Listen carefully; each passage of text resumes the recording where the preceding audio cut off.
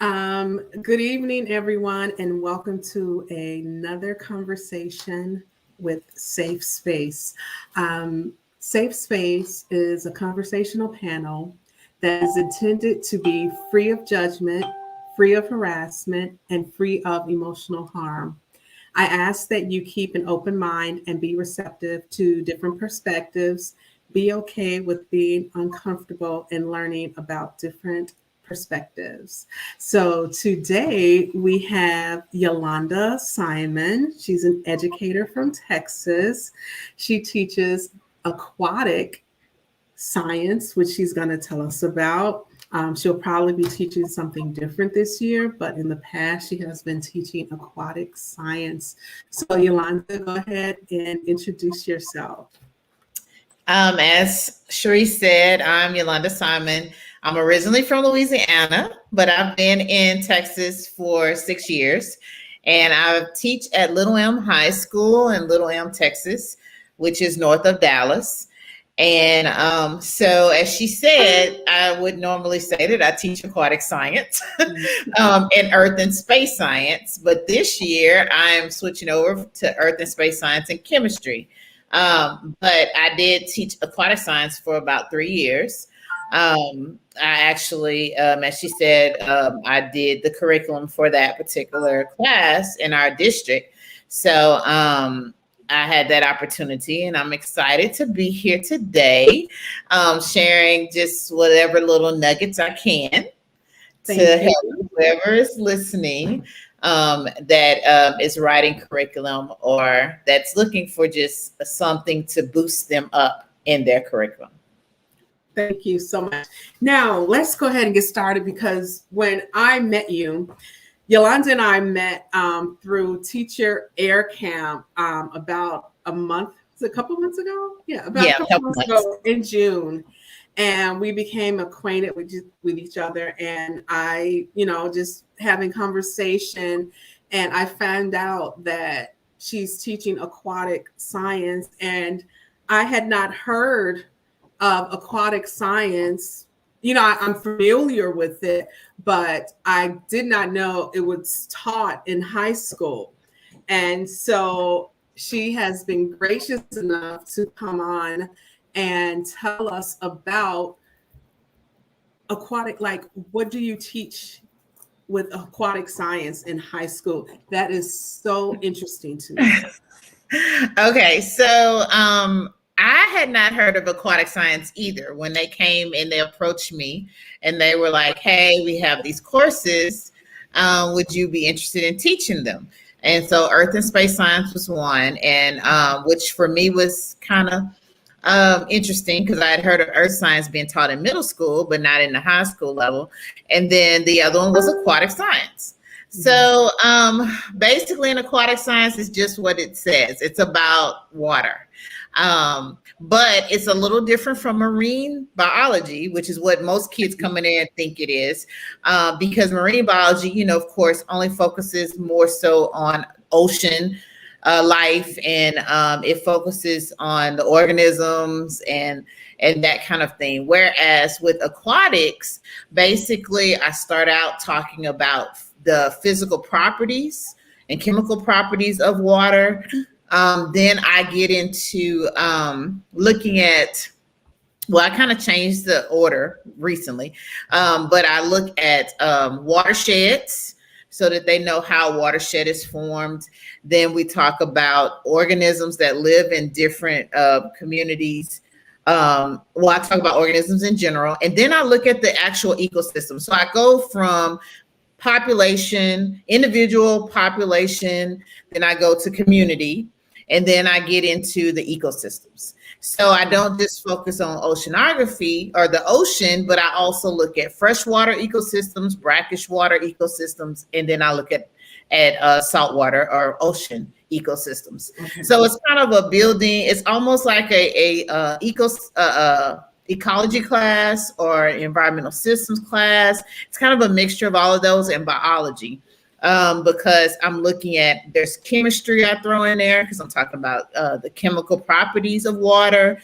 I look at the physical properties of water. So I'm adding some physics, some IPC. So it's really a combination of various science areas into one course. Oh, wow. Now, in teaching that course, where do we gather your resources to support? Because you created the curriculum. I did. Basically, you created the curriculum for the course. So where did you draw from your resources? Okay, so I usually, of course, started with in Texas, we have what we call TEKS, which are just like your guidelines in any other course of your national science. Oh, our Common Core standards. Right. Okay. I think it's called NGSS or NGGS. Okay. Right. But it's specific for Texas. So we have our TEKS. And so from there, when I first started teaching this class, because at the time I was doing 2 new preps, I didn't focus a lot on the aquatic science and I drew more from my biology background because I do have an undergrad degree in biology. So, and I've taught biology before years ago. So a lot of my resources were what I already had related to biology. And then, because I tried to focus a little bit more on earth and space science, because that was a prep I wasn't used to. And then I started really doing some research. When you're first starting a course, it's a lot of research. It's a lot of looking up things online. And nowadays, because people put so much online, you have to be very careful with that. And then finding actual websites that are giving you accurate information. Right. So I use the NOAA website. I use for those of us that are unfamiliar with, you said the NOAA. Yes. What website is this, Yolanda? So that is going to be your national ocean. Let me think of what it is. I can't remember but it deals with ocean. Okay. National Atmospheric Oceanography Organization. I yes. Okay. And so the NA. So I use them, and so they're very well known. And then also MARE, which is a marine activities, resources, and education website. And they have simulations, which I love the simulations in there. I use the HHMI. Now, those simulations, Yolanda, are they grade level? Are there certain grade levels? They are certain grade levels. That's why I like them. Some of them, so for example, there are, if you're talking about water and you're talking about density and you're talking about that kind of thing, they're very helpful with that. They do have some that are for lower levels, but they also have some that are high school level. So if you look at those, you just pick which ones fit best with your grade level. If you look at HMI Bio Interactive, that's more high school, but there are some for various levels, elementary as well. So I use that website. I've used Concord Consortium.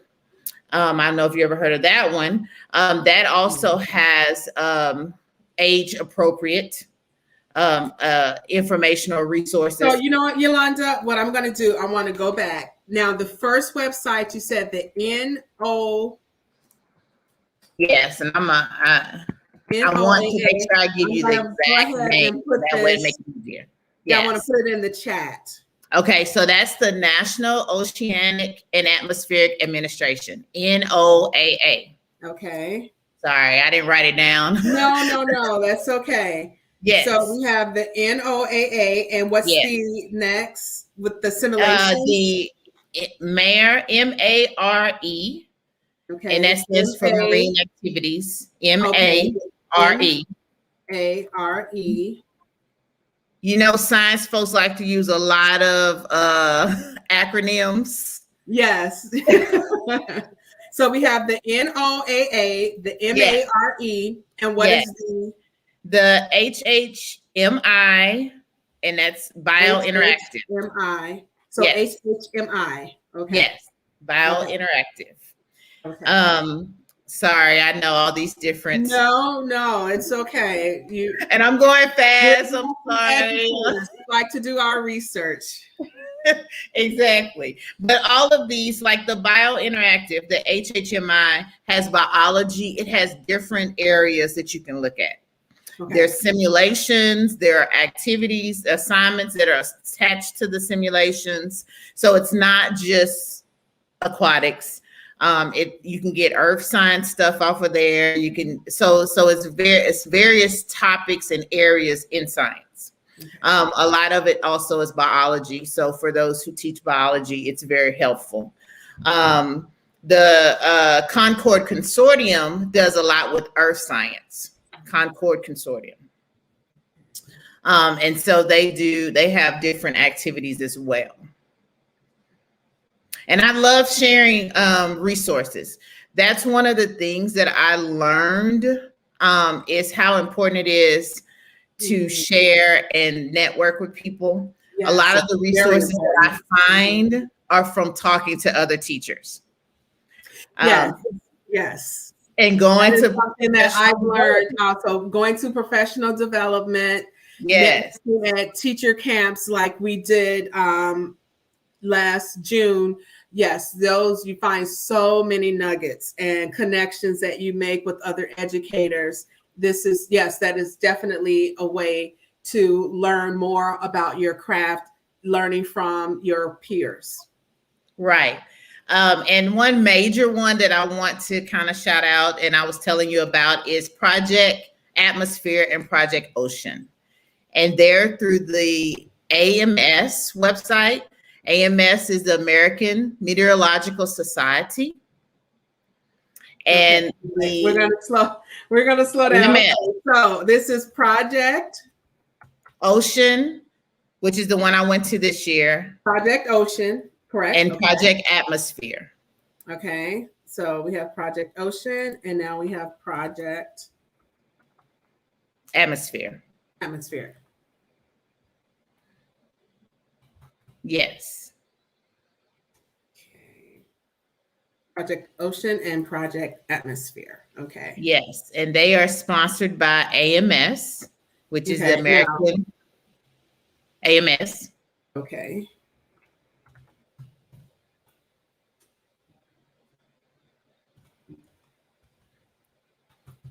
And that's the American Meteorological Society. Oh, okay. Yeah, that's what it stands for. Okay. So, and they have actual training for teachers in the summer. That's what Project Atmosphere and Project Ocean are. They're summer programs that teachers can apply for. And basically, when you do these, you get like a module, a pre-module that you have to do, or 3 or 4 different modules you have to go through. And basically it has information about the topic. So for Project Atmosphere, we did these modules. And basically it's to have everybody on the same page. So when you show up. Now, are these modules prior to the camp, or are these modules that you are learning as you're attending the camp? So you do the modules prior to, so that you'll have some knowledge before you get there. And then once you get there, then they refer to those particular modules and they will expound on them. Okay. So it's an opportunity to get exposed to this information. I didn't realize until I went to Project Atmosphere just how much information is related to weather and meteorology and the atmosphere. It was mind-blowing how much information that you had to learn.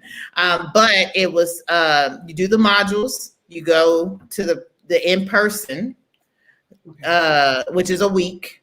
And then afterwards, you have maybe 1 or 2 things you have to finish that are like a post-module thing. But it's a great learning experience if anybody really wants to do it. And you can get college courses. I apologize, we're having technical difficulties. We're back. And so you can also get college credit. You can also use the courses towards becoming a CAT is what they call, but it's basically you're a experienced teacher. It's a certified AMS teacher program. So you can have that. Also, it's related to a school, college, Cal U. Shout out to Cal U. And so you can actually get a master's degree at Cal U in weather and meteorology. Okay. Wow, this is interesting. All of this is new to me. So this is a wonderful avenue if you're really interested in atmosphere, meteorology, if you're interested in water, the ocean, it is an awesome program to be a part of. Oh, great. Because I know I saw a few pictures that you posted, and I'm like, oh my gosh, she is really having fun in this professional development. Yes. It seems like it was very hands-on. It was very hands-on. We did a lot of labs. We got a chance to go this year on a research boat, and they talked to us about what they do, how to collect samples. So we got a chance to do a lot of hands-on. We went to the Naval Academy, and they did a lab there at the Naval Academy to show us. And so all of that was just, I don't know, it just enhanced the experience. It was great. It was great.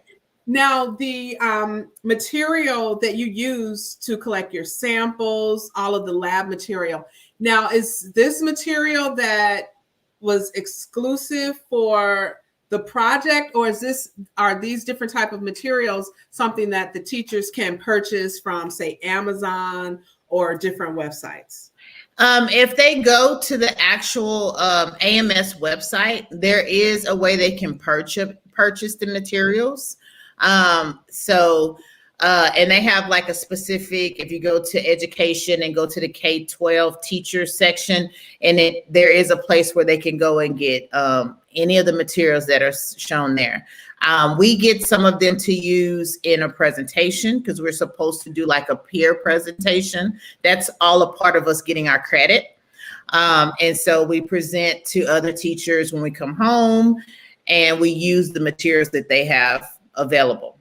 So, so anybody can purchase them though. Okay, great. And then you're shown how to implement them in your classroom? Yes, they come with a lesson plan that goes with that particular activity. And, of course, comes with the answer key for the teacher to help them with that. And the lesson plan includes information about that particular topic. So it is very thorough in everything that they provide for you. Oh, that's wonderful. Now, a question that I have for you, Yolanda, you've provided us with a wealth of resources. I so appreciate that, and I'm sure our viewers will also. Now, what information would have been helpful prior to you teaching aquatic science? What information would have enhanced your experience with the planning and the prepping for becoming an aquatic teacher? I would have to say probably just like with anything, even when I first started teaching, having a connection or a network of people to work with, that would have been helpful. Mm-hmm. I was the only aquatic science teacher in my district. So I didn't have anybody to really bounce anything off of. I think you're the only aquatic science teacher in a lot of districts, because here in Chicago, I'm not familiar with any high school teachers that actually teach aquatics. This is really amazing. Okay. And that's why I want to get all the resources so other teachers who teach science can definitely include the resources that you have provided. They can research and, include those in their planning and prepping, for that, that 1 week where we have to get everything together. But yeah, this is something I'm so proud of you, having to create, and you had to create the curriculum. Yes. And so I had to do it. And like I said, I did a lot of the research on my own. It would have been great to have like access to research or like you said, access to other teachers. I did, my department head did provide me with some information from another teacher that she knew, but every class, every group is a little different. Right. So, but it was great. It would have been great to have some of that information prior to. There are a lot of aquatic teachers down in South Texas, but of course they're on the Gulf. So having connections to other teachers, having the opportunity to collaborate and get information, that's what drew me to these professional developments, was being able to be there with other teachers that some were teaching the course, maybe getting connections where I can share and they can share what we have as far as resources. And that kind of takes some of the stress of, doing it on your own. Yes. Or feeling like you're by yourself. Yes, definitely. Now, can you, through your reflection, how after lessons, we tend to be very critical of ourselves. What do you think was one of your biggest failures? Well, I don't want to say failure. What experience led to a lot of learning and retransitioning? Okay. In aquatics, you mean? Yes, in aquatics.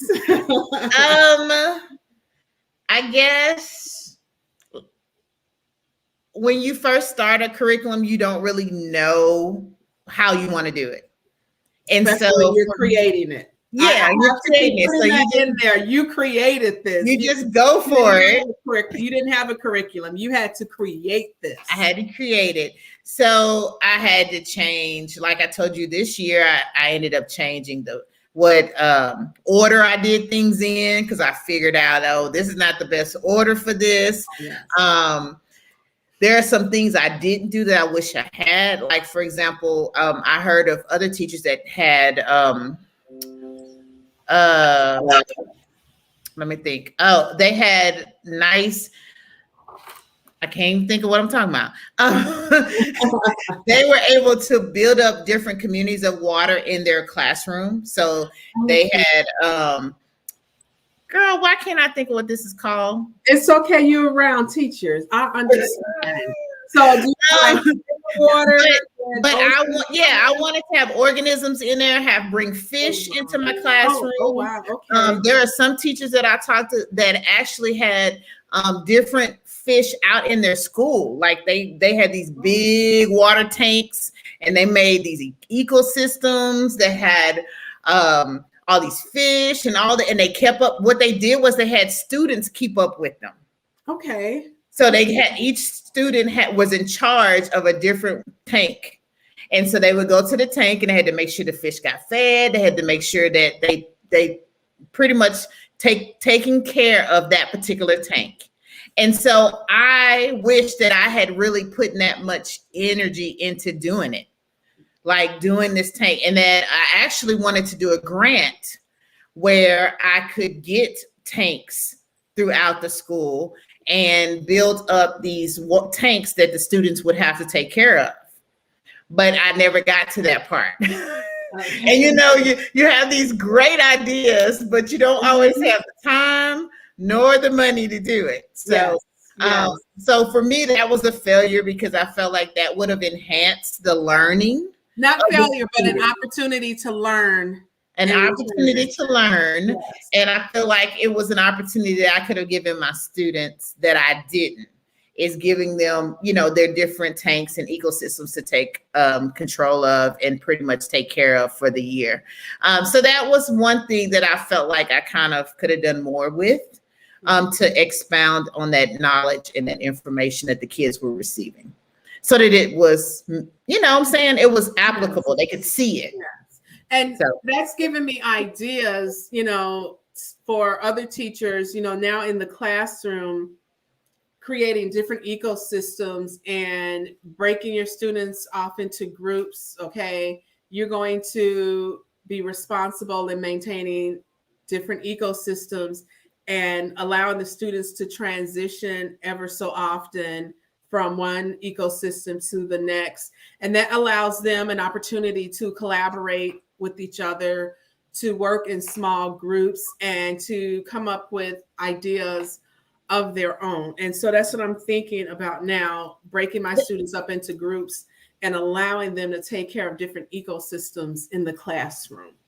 and it allows them to get data, like real data that they can use, because like with a tank, you keep the water a certain salinity, you have to keep the water a certain temperature. So those are things that they would have to measure on a regular basis to make sure that nothing's not getting too salty, it's not get, so those are things that I think are important, being able to look at that kind of data and then make analysis of that environment. Yeah, that's definitely building critical thinking skills.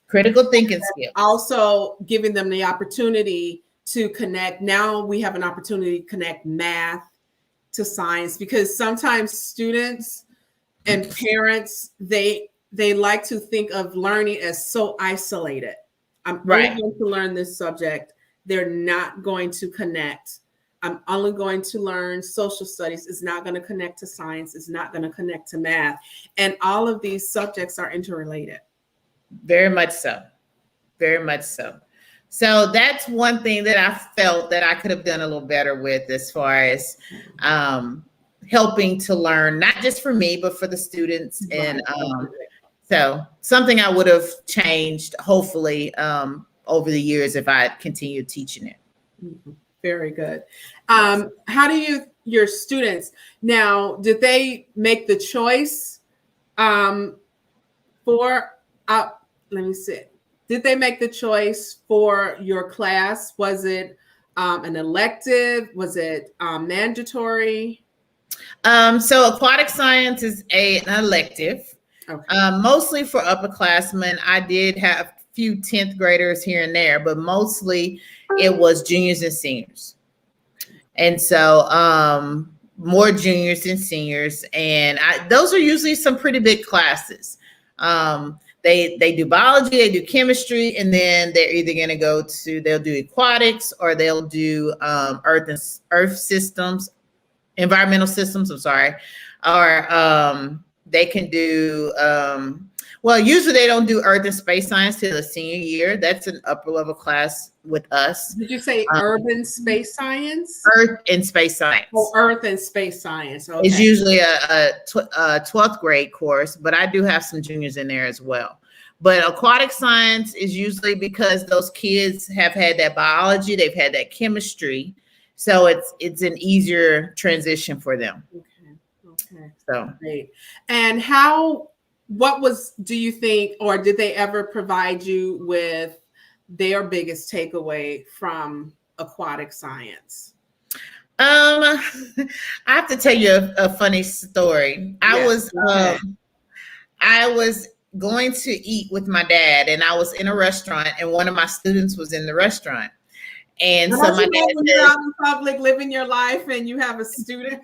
I have a student that is about to seat me, right? So we're at this restaurant. So he takes us to our seat. So my dad was like, well, is she a good teacher? And he was like, well, I'm going to tell you this. I have never had anybody make water so hard. Like it was like it was the hardest class. Oh my gosh. But and then my dad said, well, she can be hard. He said it was just challenging. She expected a lot of us. And that's a good thing. That's a good thing. But he was like, she made water so hard. I never realized it was so much to water, is what he said. And my dad just thought that was so funny. But I think I didn't have a lot of kids just sit down and do a reflection at the end of the year. But I've had other students come to me and say, your class made me think really about biology, like really beyond, just memorizing. It made me apply a lot of the things, because I would bring back, oh, you remember this from biology? And they're like, no, I don't remember this from biology.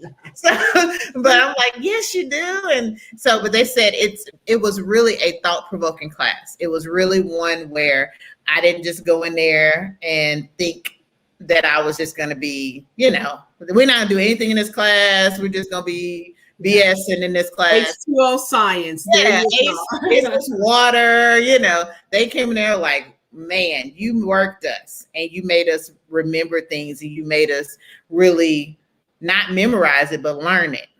And that was something that meant something to me, because that's what I want. I want you to come in here and I want you to understand this is a place of learning. We're going to learn. And we're going to apply, and I'm going to bring everything out of your life. I'm talking about history. I'm talking about we're going to write. They're like, this is not English class. Or like, yes, we're going to write, everything. We're going to do math. Well, no, this is not math class. It doesn't matter. We're going to do it. So I really pushed kids to do more cross-curriculum things. We drew. Oh, we did a lot of art. Baby. Really? Yes. Now how did you infuse art into aquatic science? So there were different ways. I was just talking about that today with a teacher. One of the assignments we had to do is they had to show me. So let's say I give them a scenario, and the scenario was something that was going to be added to the environment that was going to change it, the water environment. And so they had to show me the before and the after. They had to draw a picture on one side of how this water environment looked before this particular thing. Like, for example, the introduction of an invasive species or pollution of some kind. Or let's say a power plant gets introduced on the side of the river. So they had to show me what it looked like before, and then they had to draw and show me what it looked like after. Now, after the impact of whatever it was that was introduced, and each group had a different introduction. They had a different thing that was being introduced. One group had maybe a hurricane hit in that area. One group had an invasive species. One group had a power plant. So there were different things. Everybody's picture looked different because everybody's picture had a different impact. So that means that they had to do some research. They had to do some research on how it would look. Would impact the water. Okay, that's interesting. Yes. So for me, my thing was to get every kid involved. So I had kids in there that could draw. I had kids in there that were better at the researching part. They had to explain it. Like I would let them stand up and say, "Okay, tell us what happened here." Because I said, we're going to do this picture. If I look at your picture, I should be able to tell from your picture there's a change, something has happened, but I also want you to be able to explain it to me. So, a lot of what we did was about draw this. And the kids like, I don't know how to draw. It's okay. I want you to just do your best. Yes. I'm not critiquing your art. I'm just trying to see your thinking. I'm trying to see your visualizing your thinking. Yes. Yes. And so for some kids, it was a way for them to come out because they were able to draw, and nobody knew it until they were given this opportunity. We have your hidden artists. Yes. Hidden artists. We had one activity where it was called the ABCs of the Gulf. So they had to pick one word that related to the Gulf for each ABC. So A was maybe an alligator. And so, and their picture was full of stuff, but they had to research and find out what are the things that are found at the Gulf. Is the beaches at the Gulf, and it didn't all have to be just organisms. It could be things, living or non-living things. Okay. And so the kids, these pictures, these are probably the best pictures I had. These beautiful murals where kids just, one kid was researching. They said, "Oh, we're gonna do this," and it was like a week project. And they but they worked. Everybody in the group was working.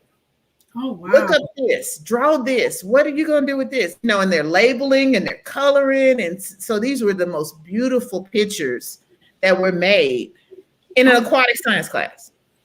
Yes, that's awesome. And I'm definitely sure that a lot of teachers are taking this information, because as I'm talking with you, I'm thinking about the ABCs, now because I'm a math teacher and a science teacher. So I'm like, the ABCs of science, tell me how you're going to implement science every day. ABCs of math. How are you going to implement math every day? So give me yeah. Oh my gosh, Yolanda, thank you so much. You're welcome. Definitely. Oh my gosh, this is great. And with your students, is that considered project-based learning? It can be. It's definitely where you're because I didn't give them any information. I just said, hey, ABCs. They had to work it out. So it was critical thinking. It was a little bit of everything. So yeah, it could be problem-based learning. Especially the first one where I gave them a problem and they had to show me what's happening here. What's the change? What's before? What's after? So I try to do a lot of things that make them think that we're not going to just sit here and you learn information. Yeah, you're going to learn some information, but I also want you to put a little bit of you in it. That is so important. I love the creativity. I really love. I mean, I had some activity where I wanted them to either make a song or rap. They could do a video, like an infomercial, or so there's just different things that I would throw in there that were creative. I'm sure over the summer, I've been trying. I haven't perfected it yet. I've been trying to learn TikTok, and I know that I'm going to have TikTok Tuesday, and the students, you have this math problem. I want to see a TikTok video of you solving it. This is that we have. You have to do it. You have to do it, and you're going to make it. It's just coming up with something so that students can be involved and it can be relevant for them. That is very important. Definitely. And another question that I would have now, in teaching aquatic science, did you relate it somehow to engineering or possible careers that they could relate this to? Yes, especially at the very beginning, because at the beginning they each had to choose a career that related to aquatic science. So they had to do like a poster for that, where whatever it is. So if you're a hydrologist, if you're, whatever type of job or career you found. So they had to research it. You figured out in their textbook. So we have an online textbook in Texas. It's okay. But it gives us a baseline. It's not something that I just focused on totally, but it was something I gave to help the kids, give them some guidance. And inside of the textbook, it gave them a list of a few of the careers related to aquatics, most of which they're like, oh, I didn't know this related to aquatics. And I'm like, yes. But throughout the year, I would talk about different careers. I showed a video that related to oceanography that showed different careers throughout the whole video. And then I had the kids go back and I said, okay, what career? Pick one that you saw in there and tell me what they do. Why were they important to aquatics or to aquatic science? And what do you think are some things that they would need to know in order to be successful in that career besides just about water? Because, they're always going to say, oh, they got to know about water. Yeah, but other than water. So I had like some questions like that, but it would be based on maybe a video. I might give them the name of the career and I'm like, okay, here's a career. I want you to find out what this career is about. Why is this career important? And what is interesting besides the fact that they deal with water about this career. So there are ways that I implemented it throughout the year, because I think that that's very important for them to know, because a lot of kids didn't know that there were so many different careers related to aquatics or water. Oh, definitely, I'm sure. Because that makes me think about the teacher camp that we attended and learning about the different careers and the robotics and how they're using the what did we learn about? Drones. The drones. That was huge for me. Yeah. And so I'm learning about it as an educator, and it is our charge. I feel it is our charge now to relate that to our students so that they can have an understanding and appreciation about, possible career choices. And with a lot of the trainings that I've gone to, that has been one of the focuses. When I was doing the project Atmosphere, especially for the minorities, for us, there are not a lot of minorities in meteorology. And so one of their biggest pushes is to actually get us exposed to those things, because most people are just they see the weatherman on TV and they think that that's all meteorology is. And there's so much more to that particular area. The weatherman is basically the messenger. The messenger, exactly. He does not do the work. Well, I'm not going to say they don't do as much work, but they don't do the work that all that stuff that gets drawn and all that data, all that stuff that they share. There are a number of people that are involved in that. Yes. It's not just them. And so I didn't realize that till I went to Project Atmosphere. And so kids just relating those things, even like here, like we have hurricanes. So I'm like, do y'all know how much work goes into making sure that you know there are hurricanes coming? There is so much work into that. And so I really do think that that's one of the reasons for a lot of these professional developments for us is to get us to relate to the kids these careers and these opportunities that they may not see otherwise. That is so true. And it's almost as if the sciences, it's like an iceberg. We just see the tip of we just see the doctor, we see the nurse, but there's so many layers underneath that we don't even realize that are so crucial in these different fields. Just like the weather, we see the weatherman. We don't know the person that's out there doing the research, that's gathering the data, that's implementing and analyzing all of this data so that now I can transfer it to the meteorologist or the weatherman. So now he can now interpret that and share it with viewers so that they have a better understanding that's less technical. And that's something that a lot of our students, they don't understand. And it's up to us, to provide them with that information.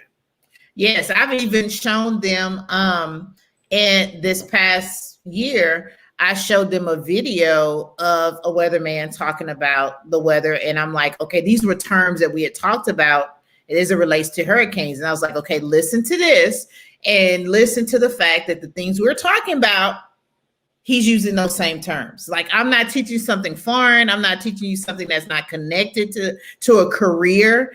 And so, them seeing the real picture and not doing, like you said, learning things in isolation, which is what they try to do, and seeing, hey, this information is over here. You see it every day. It's over here. I was teaching about how you can determine where the wind's blowing, looking at the maps, those kind of things. But they don't think about that unless they're pointed out to them. You know what I'm saying? Like, you know how we look at stuff and we don't really pay attention to it unless somebody points it out to us and we're like, oh yeah, I didn't see that. But now you see things differently because it is so crucial that we have our students to look at situations through a different lens. Exactly. And they have to understand they're looking at it, okay, I'm this individual, this is how I see it. Well, now in your classroom, I know I do it with my students, you're not just a student, you're a mathematician. You're not just in science class, you're a scientist right now. So we're going to change the perspective and the understanding of how you view certain situations so that now you're looking at it through a lens of, okay, as a mathematician, what do I think about driving? Okay. Oh, that's a lot of critical thinking.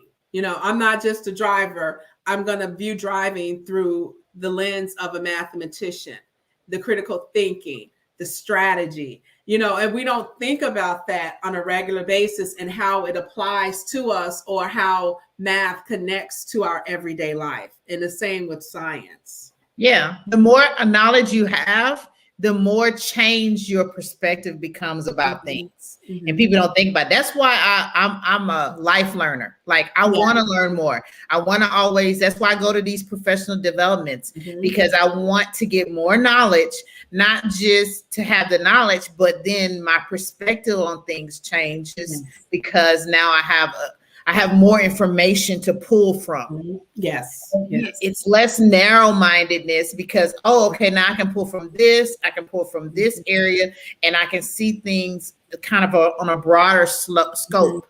And that helps me with relating to other people. It helps me relating to, you know what I'm saying? It allows for clarity. It does. For clarity. Now I can be more open to different perspectives because now I have more information that previously I didn't have. And I was thinking a certain way because I didn't have all the information. Exactly. Not that we will ever have all the information, but I had less information to go on. Exactly. And so the more I'm becoming, more information that I'm gathering, now I can provide myself with a perspective of being more analyzing, more of a critical thinker, as opposed to, just I'm subjected to this type of information. So I'm thinking on this term and not thinking like on a broader scale. Exactly. And I think it also helps us with relating to our students. Because if I'm thinking that way, then when a student is talking to me about something, I can be more open to whatever they're saying. And then I can say, okay, maybe not be in their shoes, but I can understand their perspective a little better. And so it helps even with dealing with relationships with your students. So I don't know. I've always been that way, just kind of wanting to learn more so.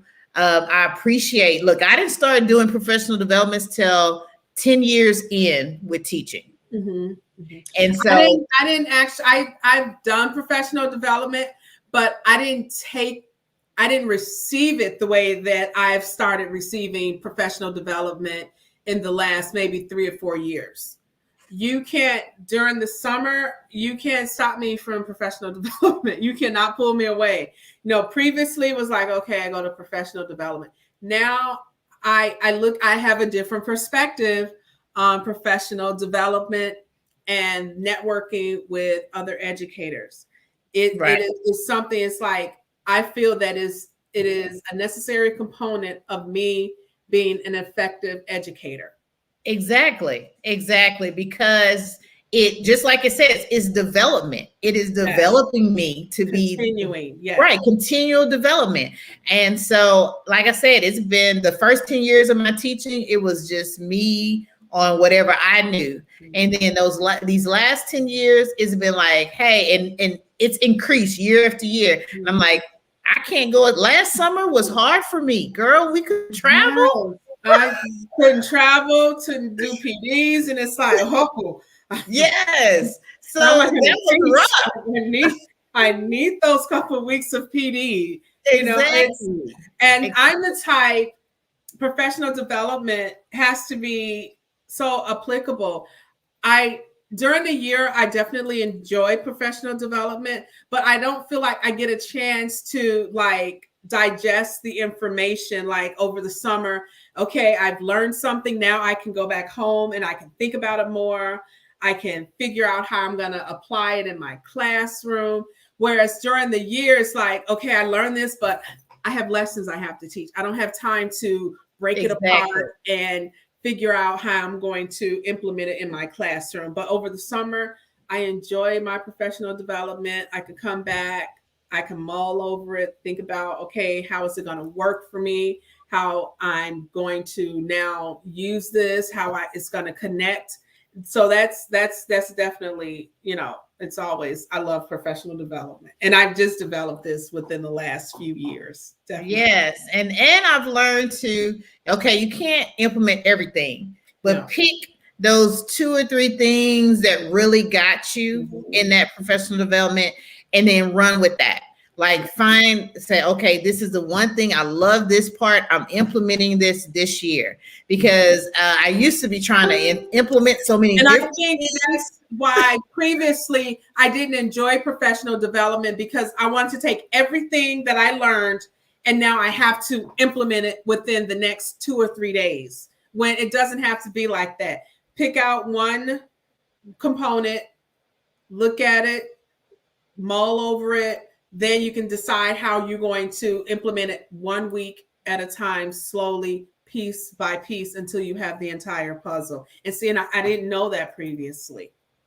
Trust me, I didn't either. So it's always a work in progress. Well, Yolanda, I definitely want to thank you for joining me on SafeSpace, sharing your experience, sharing the PD that you attended this summer, sharing your knowledge of aquatic science. I definitely appreciate you coming on and having our conversation with us on SafeSpace. And to all of my viewers, thank you. And make sure you take a moment to shine your light in the dark.